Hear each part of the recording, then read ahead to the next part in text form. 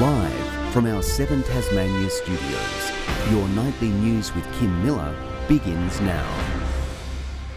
Good evening, everyone. First tonight, equality advocates have condemned pro-conversion therapy newspaper ads placed by the Australian Christian lobby, labelling them as misinformation. The Premier also dismissing the claims as complete rubbish, but tonight his party's stance on the practice is unclear, and a warning this story does contain distressing details. Years of guilt, shame and fear followed Glenn Worrell after conversion therapy. There's an absolute devastation to the point of wanting to suicide. That ideation was certainly there. Very dark days.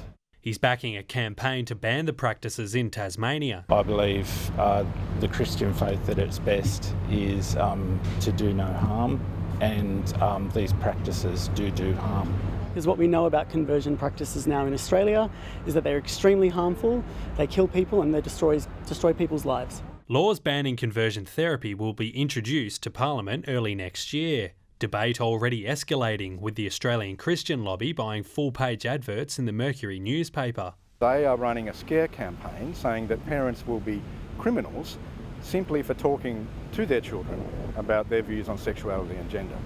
That's not true at all. The ACL has defended their adverts as meticulously correct. No, it's not. It's complete rubbish, frankly. A defiant Premier claims he won't be put off course and that his party is united. I don't believe there's anyone that doesn't support banning harmful conversion practices. But Liberal backbencher Lara Alexander will host a forum inside Parliament House in a fortnight, which clearly supports dangerous, unscientific conversion therapy and questions the very existence of transgender people and their rights to self-determination.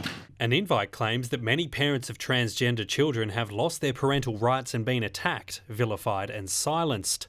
Lara Alexander has refused to make a statement.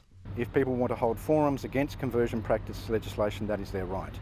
However, it's disappointing to see members of Parliament endorsing the misinformation and myths that will come out of this forum by hosting them here in Parliament. Independent Christy Johnston will also host an event inside Parliament House tonight, supporting the ban on conversion practices.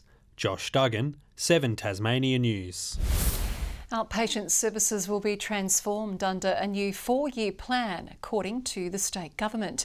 The strategy will aim to deliver additional appointments and change service delivery. Learnings from COVID has shown us that we can use technology better, and patients are really happy to do that. What we recognise we need to do is have a very clear strategy when it comes to outpatient waiting lists as well, and ensure that people are supported in a timely manner.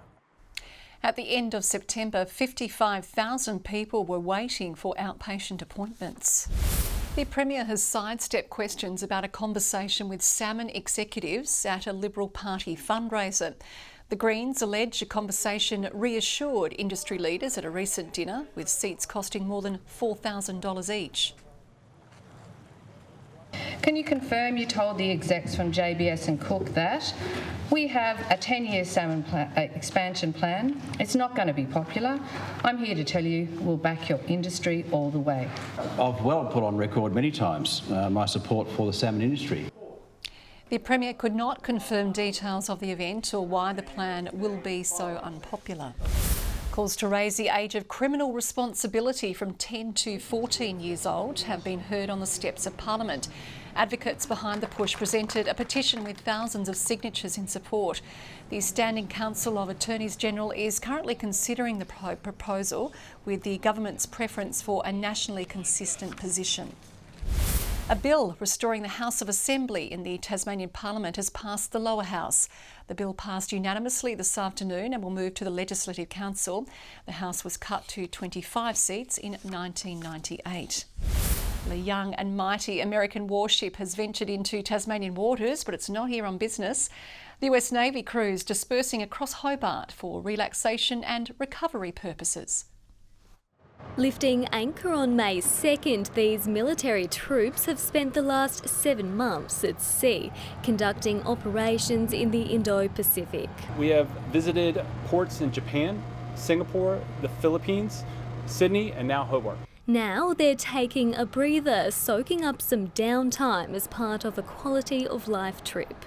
I'm gonna definitely take my time, go on a hike, try some horse riding, definitely see the beaches. I'm looking forward to, sightseeing and trying some local food. Only 2.5 years old, the amphibious assault carrier USS Tripoli is one of 2 Navy warships designed to increase support in the sky. The $3 billion vessel fit with 23 aircraft and travelling at 20 knots. I'd say it's the second largest class of ship in the United States Navy. But the captain says the most impressive thing on board is the sailors and Marines, all 1,200 of them. Being able to get a crew together that hasn't been on a ship before and being able to turn it into a good fighting force is definitely something that I'm very proud of. The USS Tripoli is currently docked in Hobart's port, but if you want to see it, you'd better be quick. Officials can't disclose just how long it will be here, but say it won't be long before they're heading home. I'm very excited. Hopefully I get to, share a lot of good stories with my wife, my mother. Brianna Boylan, 7 Tasmania News. Hobart home buyers enjoyed more choice last month, with the total number of properties for sale witnessing the biggest annual increase on record. Home listings in the capital have almost doubled since this time last year. New listings in the state's regions also picked up, sitting 6% higher than last year. The Premier has urged unions to continue to bargain and reach a deal after public sector workers took strike action. At yesterday's rally, attendees resolved to push ahead with further strike action, condemning the government's own commitment to bargaining. There is not a need for another strike. I'm well aware of the views of our public service and our unions. Thousands of public sector workers took part in rallies all across the state.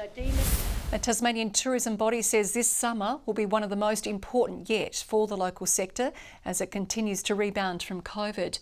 The calendar of events is already filling up, but challenges lie ahead for operators faced with staffing woes.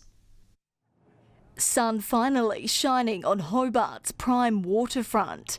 The Wooden Boat Festival organisers were warming up ahead of their grand February return. 2023 Australian Wooden Boat Festival is looking like it's going to be the largest yet. We have 450 vessels coming from across the country, from every state. They join a number of summer festivities ready to inject life back into Tasmania's events landscape. We're just super excited to leave COVID behind us and put on a great event. But like many local industries, tourism hasn't been immune to job vacancies, a problem now weighing down on operators ahead of the busy season. Really struggling to find the amount of people to serve the people that we expect to come. So that's probably our biggest concern at the moment, is workforce. The chance to capitalise over the summer months will be crucial after 2 years of disruption. They spent the last few years through COVID burning their cash reserves and to keep their workforces together. While overall visitation is still down, economic spend per visitor is up, now back to a pre-pandemic level, in what the experts say is a good sign for recovery going forward. We're really hoping that this summer delivers what is needed to fill the coffers up that are pretty empty in the tourism industry. Grace Evans, 7 Tasmania News. Now, they grew up when Jack Simmons and Richie Benaud were at their peak. Now, Tasmania's over 70s cricketers are hitting their straps, stumping up for the age group's national tournament on home soil for the first time. But the biggest six has been behind the scenes, with locals spending years reviving the long-abandoned pitch at Ross just in time for today's clash. Today it feels as lush as Lord's, but Ross's cricket ground has been flipped. Heads. From what was a mess 2 years ago. It was basically a paddock.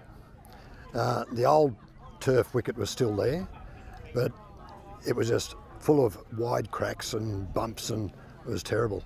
Ross locals Steve Robinson and Paul Eyre made it their mission to give the old oval some TLC. I think we spent more time here than what we do at our own house. Today, their labour of love finally had its chance to shine, hosting the Over 70s National Championship in Tasmania for the first time. Our opening test, Victoria.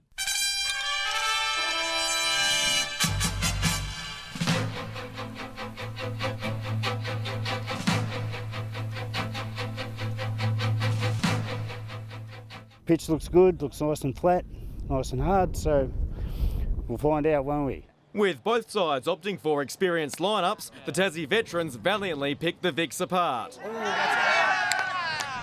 We sort of have various ailments and so on, but no, the whole spirit of the game is to get out there and do our best. Ross's revival even extends to a brand new scoreboard,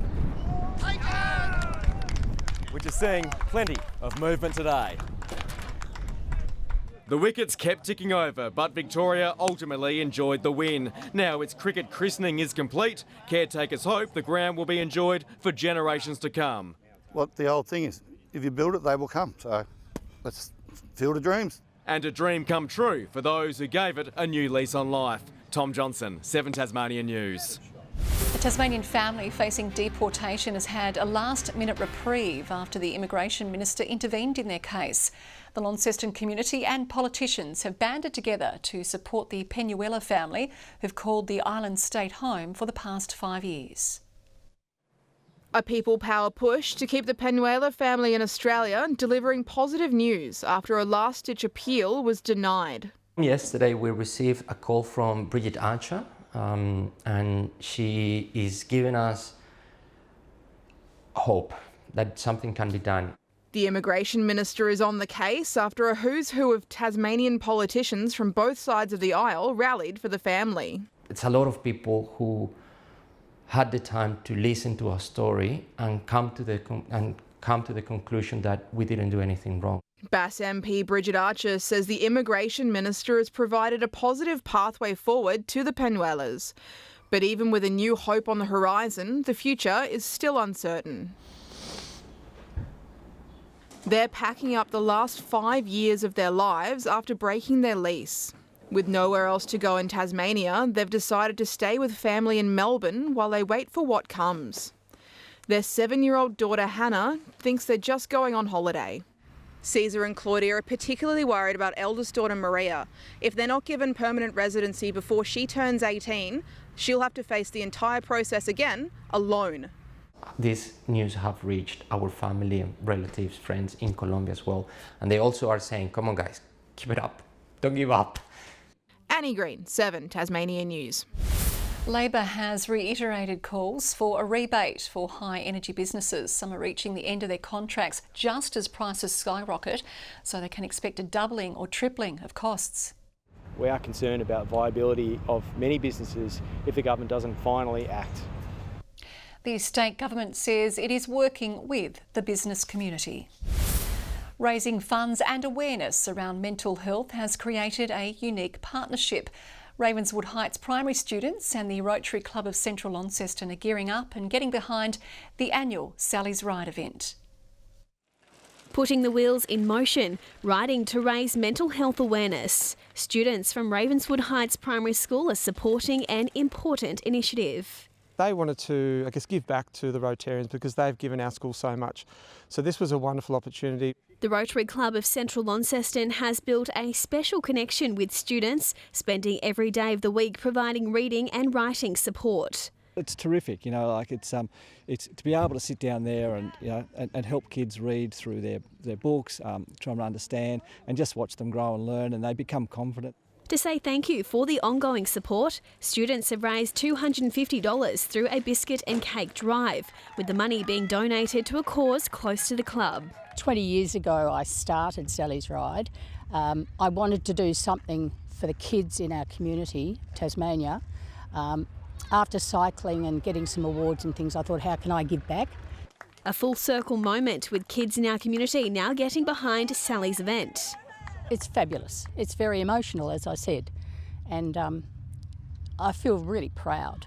50% of the money raised from the ride will be donated to Australian Rotary Health. And they provide significant investment in research into youth mental health, particularly for the 0 to 12-year-olds.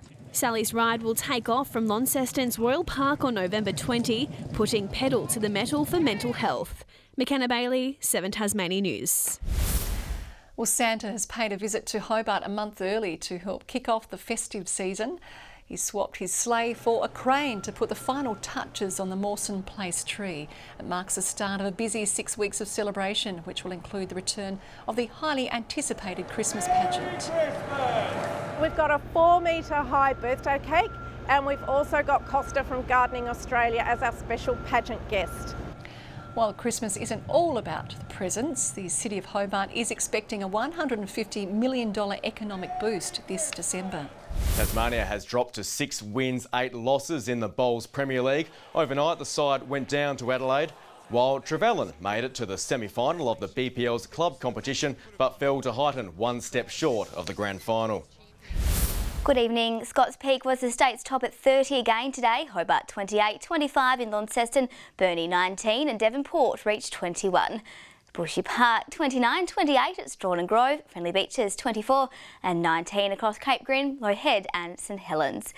Thick, middle and high-level cloud covered the west of the state today, with thinner cloud extending elsewhere, and lower-level cloud can be seen about the north and west. Further out, an area of middle and high-level cloud extends over the west of Tasmania, South Australia and New South Wales with active thunderstorms, while some cloud can also be seen across much of the north and east of the country. Tomorrow, a trough will cross over Tasmania with a ridge extending south of the Bight towards the state, and a low over WA extend to some troughs over parts of the country. Northwesterly winds of 15 to 25 knots reaching 20 to 30 knots about the east, southwesterly swells reaching 2.5 metres in the west and the south. And there's a strong wind warning from east of Flinders Island to the southeast coast. Showers across the south tomorrow, 22 in Hobart and Huonville, Campania 24, Launceston 23 and showers easing at a top of 22 in Devonport and Georgetown, 19 in Burnie, showers and 18 in Strawn and 21 in Wynyard. Showers in St Helens and Port Arthur and 23 in Swansea. And tomorrow's UV remains at very high 8 across the state. Showers more likely about the north on Saturday, Hobart 15 and 19 in Launceston. Sunday, showers increasing about the north with possible thunderstorms during the evening. And Monday, showers clearing about the north and east during the evening with possible thunderstorms likely throughout the day and snowfall lowering to around 900 metres about the west and far south. 27 in Brisbane tomorrow, showers easing in Melbourne, Adelaide 25 and 36 in Alice Springs. And still mild across the state, Hobart 24, Launceston 20 and Devonport 18. And Kim, things are starting to cool down a little bit from tomorrow. It does look that way. Thank you very much, Victoria. And that is all your local news for this Thursday, the 10th of November. As always, thanks for your company. For now, it's good night.